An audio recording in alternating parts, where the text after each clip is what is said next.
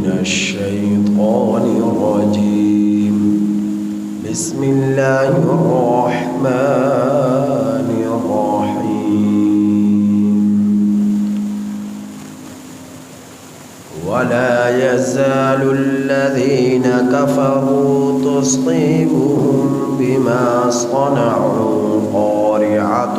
أو تحل قريبا من دارهم حتى يأتي وعد الله إن الله لا يخلف الميعاد۔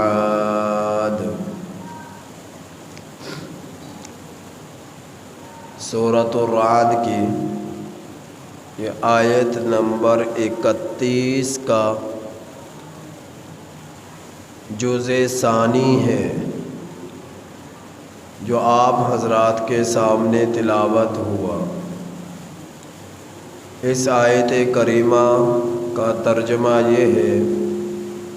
وَلَا يَزَالُ الَّذِينَ كَفَرُوا، اور ہمیشہ رہیں گے وہ لوگ جنہوں نے کفر کیا،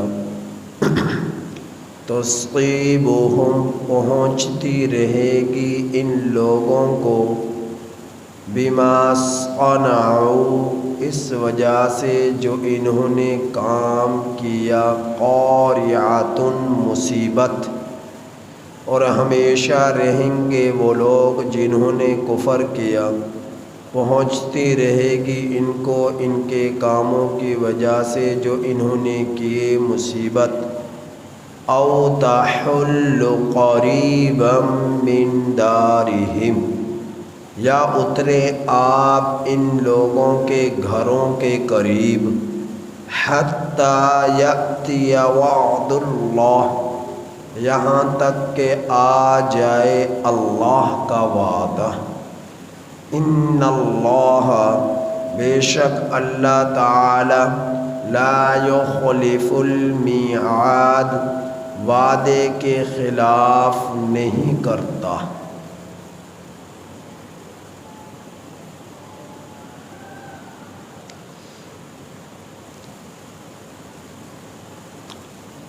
اس آیت کریمہ کے پہلے حصے میں اللہ جل جلالہ نے کافروں کے جو بے جا اعتراض تھے اور بے جا ڈیمانڈیں تھیں، ان کا ذکر فرمایا کہ اگر ان کے ان ڈیمانڈوں کو، ان کے فرمائشی معجزوں کو پورا بھی کر دیا جائے، یہ لوگ تب بھی ایمان نہیں لائیں گے۔ مثال کے طور پر انہوں نے کہا کہ اس قرآن کی جگہ پر اور قرآن کو لایا جائے، یا پھر اسی قرآن کریم میں رد و بدل کر دیا جائے۔ اللہ نے فرمایا کہ اس قرآن کی جگہ اور قرآن لانا تو دور کی بات، اس کی جگہ اور قرآن اس میں رد و بدل کر دینا، اس کی بجائے یہاں تک کہ اس سے بڑھ کر اگر قرآن کریم کے بارے میں یہ تقاضا کریں، مطالبہ کریں کہ اس قرآن تو یہ ایسا ہونا چاہیے کہ اگر ہم اس کو پڑھتے تو پہاڑ بھی چلنا شروع ہو جاتے،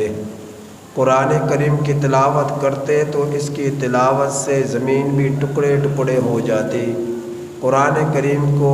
کی تلاوت کرتے تو اس کی تلاوت سے مردہ لوگ زندہ ہو جاتے، مردہ بولنا شروع ہو جاتے۔ فرمایا یہ لوگ تب بھی ایمان نہیں لاتے، اگر ایسا ہو جاتا تب بھی یہ لوگ ایمان نہیں لاتے۔ تو اسی آیت کریمہ کے دوسرے حصے میں اللہ نے اب یہ فرمایا ہے کہ یہ لوگ جو کفر پر ڈٹے ہوئے ہیں، جمے ہوئے ہیں،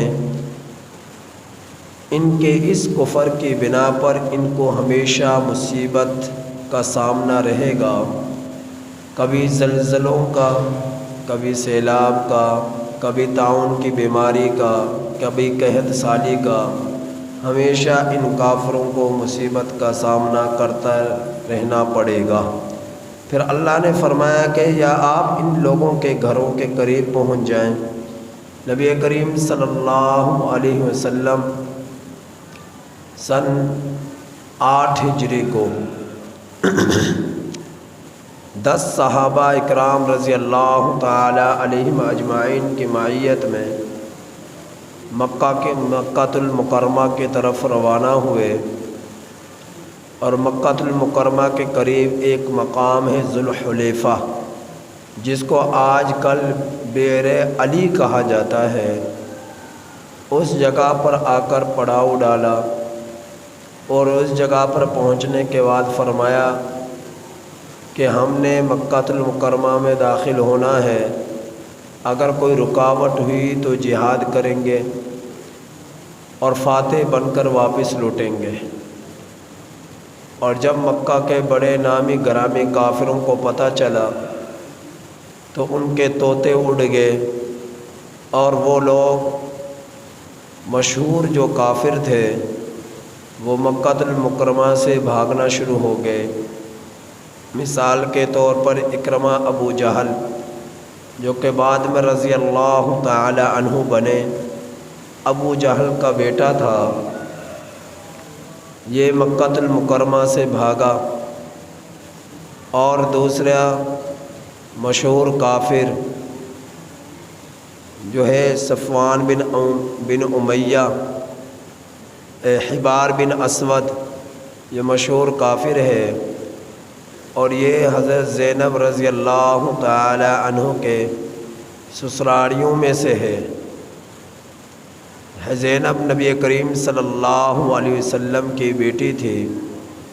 جس وقت مکہ المکرمہ سے ہجرت کر کر خامد کی اجازت سے مدینہ المنورہ تشریف لے جا رہی تھی،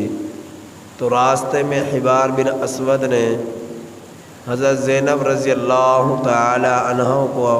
کو روک لیا اور کہنے لگا کہاں جا رہی ہو؟ فرمایا کہ خامد کی اجازت سے اپنے ابا جان سے ملنے مدینہ المنورہ جا رہی ہوں۔ تو اس نے سواری سے ان کو نیچے گرایا، جس سے پیٹ میں بچہ تھا، حمل کی حالت میں تھی، ان کو چوٹ لگی، جس کی بنا پر بچہ بھی ضائع ہو گیا، اور پھر اس کی تکلیف برقرار رہی، اور اسی تکلیف کی بنا پر آپ دنیا سے رخصت ہو گئی۔ یہ حبار بھی مکہ المکرمہ سے بھاگ کھڑا ہوا۔ صفوان بن امیہ یہ مکہ کے کافروں کو اسلحہ سپلائی کیا کرتا تھا اور بڑی ان کی ہیلپ کیا کرتا تھا، یہ بھی وہاں سے بھاگ کھڑا ہوا۔ وحشی بن حرب، جس نے نبی کریم صلی اللہ علیہ وسلم کے چچا حضرت حمزہ رضی اللہ تعالی عنہ کو شہید کیا، یہ بھی وہاں سے بھاگ کھڑا ہوا۔ تو مکہ کے جو بڑے بڑے کافر تھے، نبی کریم صلی اللہ علیہ وسلم کی آمد کی بنا پر ڈر گئے اور خوف کی بنا پر وہاں سے بھاگ گئے، اور اللہ جل جلالہ نے سورۃ النصر کو اتار کر پہلے سے ہی نبی کریم صلی اللہ علیہ وسلم کو یہ بات ارشاد فرما دی تھی کہ اذا جاء نصر اللہ والفتح، کہ جس وقت اللہ کی مدد، جس وقت اللہ کی طرف سے فتح کی صورت میں نصرت اترے گی، اللہ کی طرف سے نصرت آ جائے گی، اور لوگ جو ہے جوک در جوک اسلام کے اندر داخل ہونا شروع ہو جائیں گے، آپ اپنی آنکھوں سے خود دیکھیں گے۔ تو اس میں اشارہ تھا فتح مکہ کا۔ چنانچہ 8 ہجری میں اللہ رب العزت کی توفیق اور حکم سے جو ہے فتح مکہ المکرمہ فتح ہوا، جس میں تقریباً 2 مسلمان شہید ہوئے اور 20 کافر مارے گئے، اور اس میں نبی کریم صلی اللہ علیہ وسلم نے یہ اعلان فرمایا تھا کہ جو شخص اپنے گھر کے دروازے بند کر لے اس سے کچھ نہیں کہا جائے گا، اور جو شخص لڑائی سے ہتھیار کو ڈال دے اس سے بھی کچھ نہ کہا جائے گا، اور جو ابو سفیان کے گھر میں داخل ہو گیا اس سے بھی کچھ نہیں کہا جائے گا، بوڑھے بچے اور عورتیں ان سے بھی کچھ نہیں کہا جائے گا۔ یہ نبی کریم صلی اللہ علیہ وسلم کے عام جنگی اصولوں میں بھی ہمیشہ اصول رہا ہے، نہ جنگوں میں عورتوں سے کچھ کہا جاتا نہ بچوں سے کچھ کہا جاتا، جو لڑائی کے لیے ہتھیار نہ اٹھاتا اس سے بھی کچھ نہ کہا جاتا، بوڑھوں سے کچھ نہ کہا جاتا۔ تو یہ عام جنگی اصول جنگوں میں بھی نبی کریم صلی اللہ علیہ وسلم کا اصول رہا ہے۔ چنانچہ ایک غزوے کے موقع پر ایک عورت کو دیکھا کہ وہ زمین پر مری پڑی ہے۔ نبی کریم صلی اللہ علیہ وسلم نے اسے دیکھ کر صحابہ سے فرمایا کہ اس کو کس نے قتل کیا ہے؟ کافروں کی طرف سے وہ خاتون تھی، اور اس وقت نبی کریم صلی اللہ علیہ وسلم نے اللہ جل جلالہ سے یہ دعا فرمائی کہ اے اللہ میں اس عورت کے قاتل سے بیزار ہوں، مجھے نہیں معلوم کہ اس کو کس نے قتل کیا،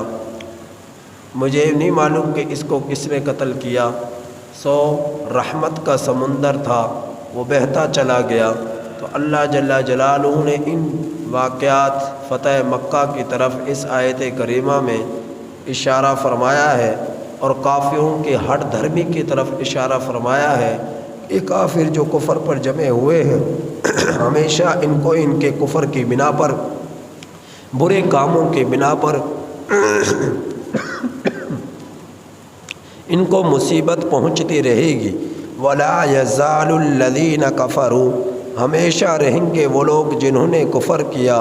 تُصِيبُهُم بِمَا صَنَعُوا قَارِعَةٌ، پہنچتی رہے گی ان کے ان کاموں کی بنا پر جو یہ لوگ کرتے رہے مصیبت۔